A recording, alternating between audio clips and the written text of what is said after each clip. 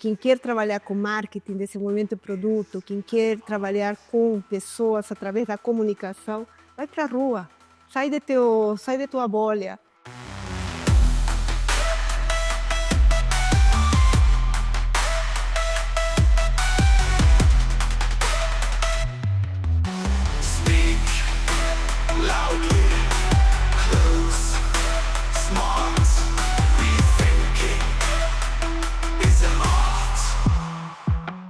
Bem-vindo ao podcast da Rede de Repensadores, que está de volta para comemorar os 18 anos da Repense. Nós teríamos 18 minutos de conversa com esses repensadores maravilhosos.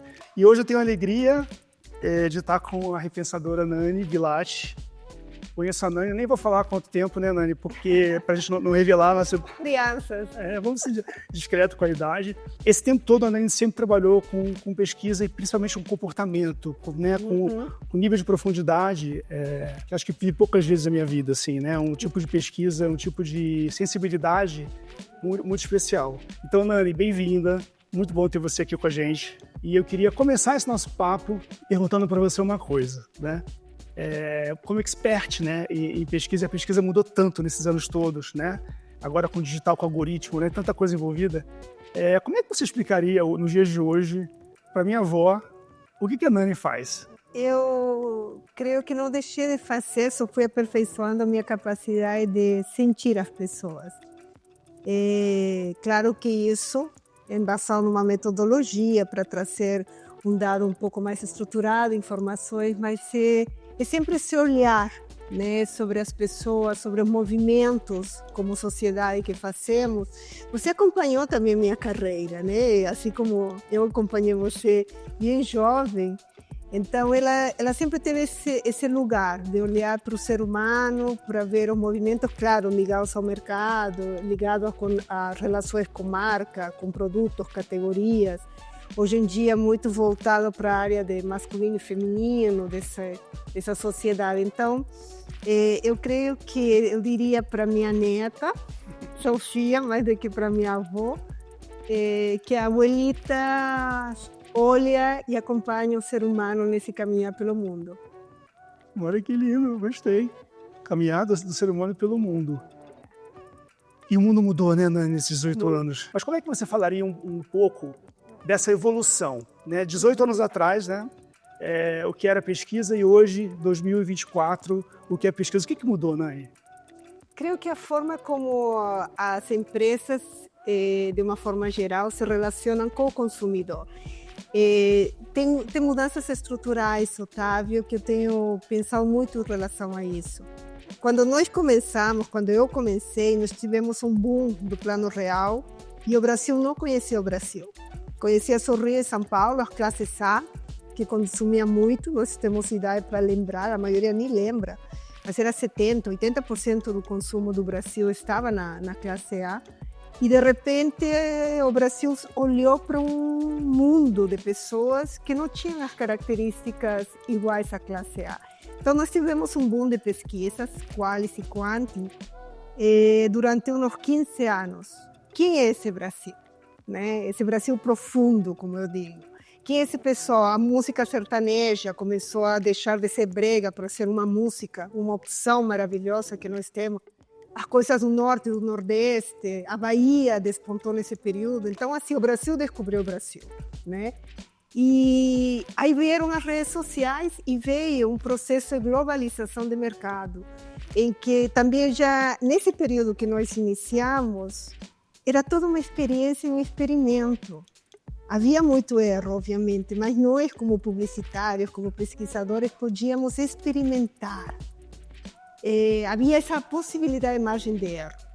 Eu creio que na hora que se globalizaram as marcas e veio o pacote meio pronto, e aqui era só uma adaptação de marketing, das questões de campanha, tudo ficou muito Excel, sabe? Muito planilha. E a nossa criatividade foi se limitando, o erro foi maximizado por causa de ações de bolsa. Então, assim, a gente ficou mais restrito mesmo, né? Nas redes sociais, demonstrou que, mais do que conhecer, você só tem que colocar muita informação na rede e esse pessoal todo vai atrás. Então, eu acho que o meu setor de pesquisa, ele ficou pobre de uma certa forma, tá? É como eu vejo, para esse trabalho mais artesanal que a Behavior sempre fez. Eu sinto que perdemos esse espaço, e aí tem N outras questões no meio, mas por um outro lado, como boutique, tem o cliente que precisa desse entendimento maior dessas relações humanas com a marca, com o mercado, com a sociedade, com a identidade que estivemos falando. Então, sempre houve esse caminho e eu sempre me neguei a seguir o que o mercado necessariamente queria, sabe? Que você sabe disso, né? Então, hoje eu acho que ele ficou bem mais múltiplo, mas a pesquisa como um todo, ele ficou muito mais... acho que a profundidade perdeu. Essa é a impressão que eu tenho, né? Claro, tem pessoas maravilhosas fazendo trabalhos profundos, mas não era como naquela época, que nós tínhamos uma maravilha para descobrir, sabe? Uhum. É interessante, né? Porque a gente trabalha muito com dados, né? Tanto em CRM, e hoje o dado está em tudo por causa do digital, né? A gente puxa dados de campanha, puxa dados de perfil via CRM, puxa dado transacional. Então, eu vejo um excesso de informação, né? Que às vezes até mobiliza a gente.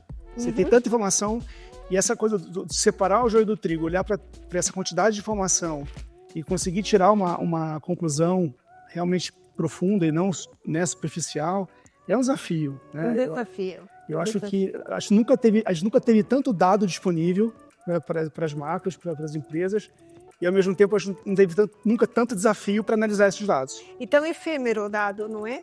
Exatamente. Porque a sensação que temos é que as pessoas vão mudando de opinião muito rapidamente.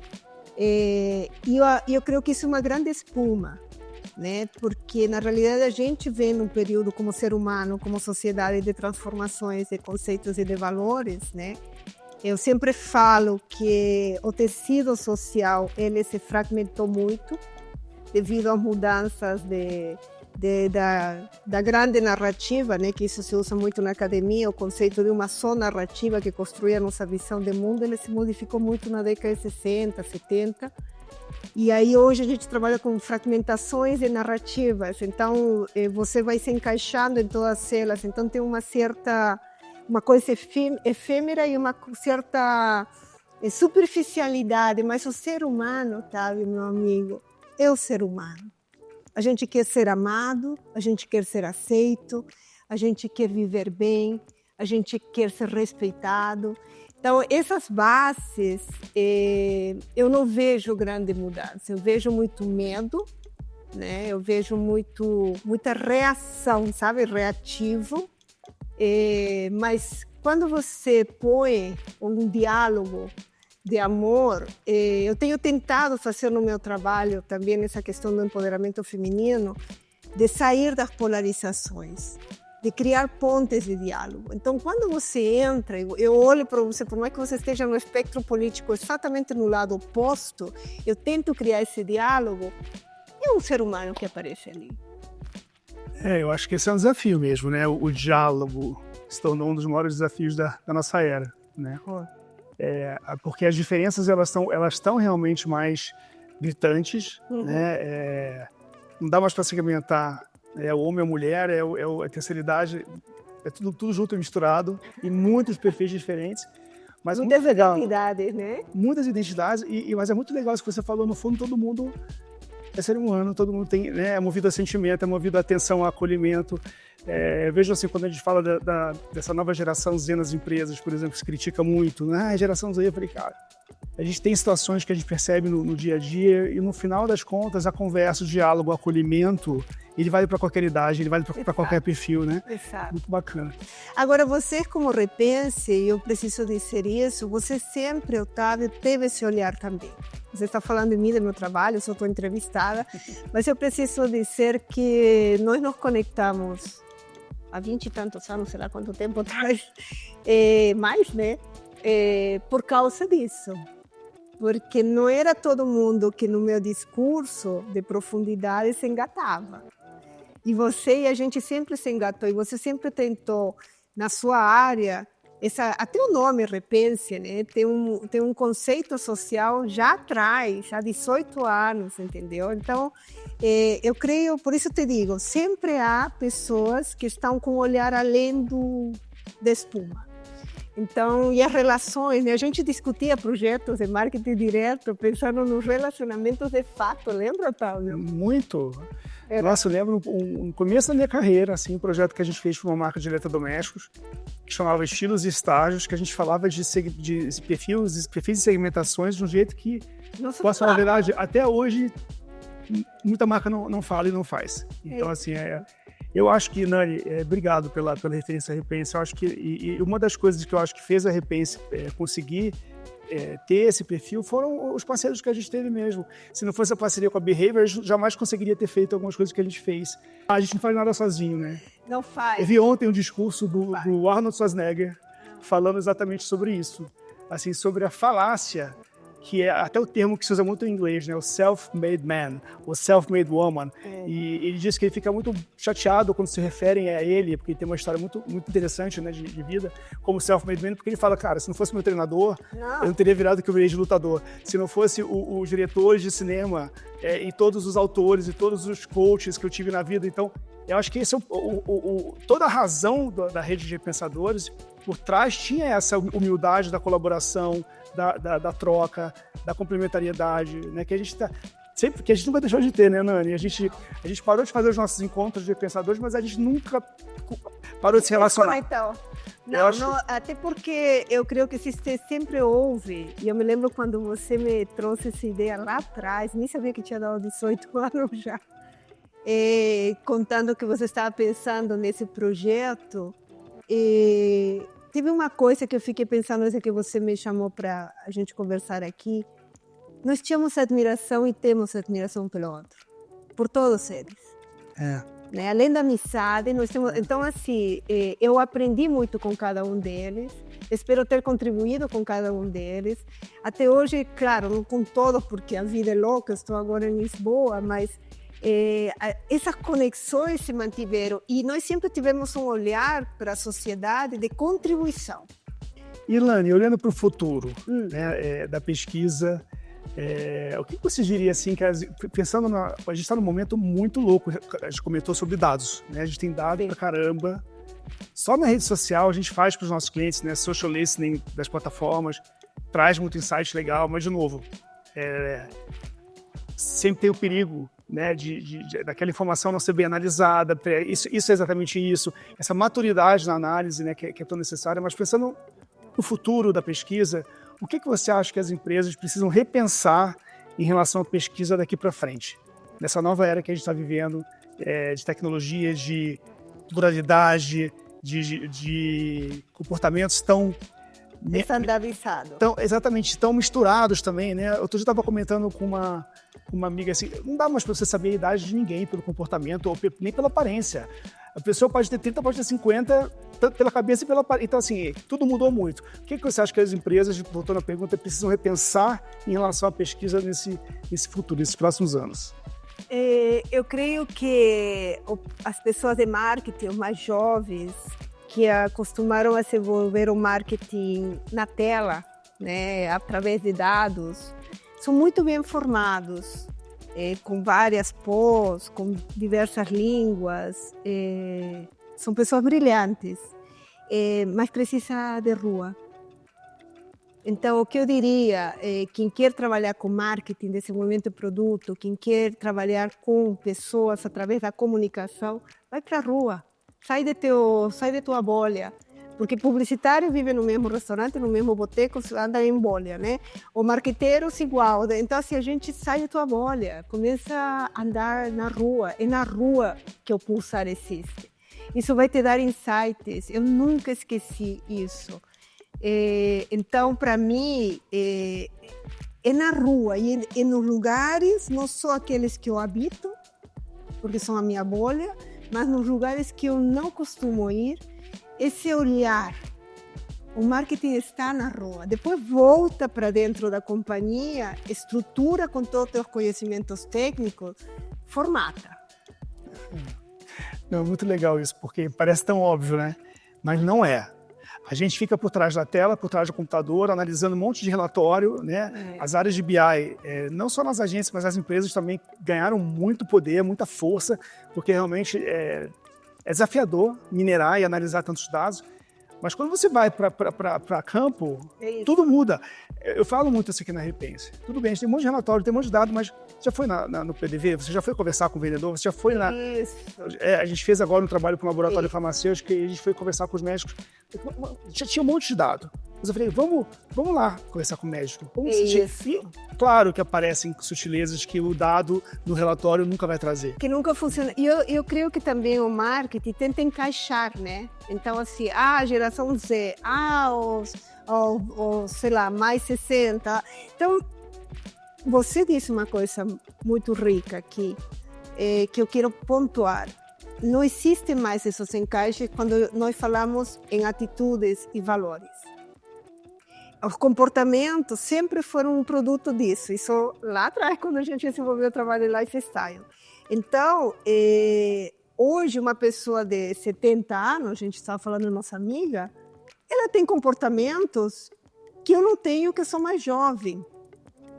Exceção, mais ou menos. Então, eu creio que quando você está no campo, na rua, com um olhar marqueteiro, um olhar pesquisador, um olhar publicitário, você realmente capta coisas.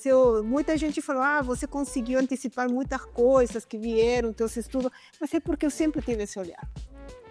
Nossa, eu lembro dos seus projetos que você viajava o Brasil inteiro entrevistando as pessoas, conversando com as pessoas. E quando eu ia, por exemplo, eu viajava numa época que não se viajava muito, então eu viajava, às vezes tinha poucos voos, né? Ou pegava até rodoviária, dependendo, eu já fui parar em cada lugar nesse país. Eu me lembro que eu, mesmo cansada, eu sempre olhava, seja no café do aeroporto, falava com o taxista, mas mais do que falar, observar. E às vezes eu enxergava coisas que depois, quando eu ia para o campo, eu via que aquilo se manifestava. E às vezes eu levava para o cliente dizia, não, mas não tem isso, mas não... E daí vinha, né? Você acompanhou muito isso. Então, essa sensibilidade, nós estamos num mundo em que, aquilo que eu disse, que o cenário social se fragmentou, nós estamos deslocados socialmente, né? Então estamos tentando nos encaixar em termos de identitários, em vários tipos de identidade, tentar encaixar em quadradinhos que facilita o discurso, na hora que eu vou vender para o cliente, a campanha, não sei o que, é até legal, mas se você quer chegar em um ponto um pouco mais profundo, você precisa ir para campo. É o que eu diria para qualquer pessoa que queira trabalhar com marketing ou com pesquisa hoje. Geralmente as pessoas perguntam assim, o que a Nani de hoje, super sábia, depois de tudo que ela viveu, falaria para a Nani jovem? Eu quero inverter essa pergunta. O que a Nani lá de 18 anos, começando a carreira, entrando na universidade, falaria para a Nani de hoje? Não se acomoda. Siga teu coração, continue com esse jeito intrépido e atrevido de lidar com o mundo. Então, Nani, obrigado pelo nosso papo. Daí eu abraço. Amor é querido. Obrigado. Obrigado. Obrigado. Te amo, viu? Obrigada.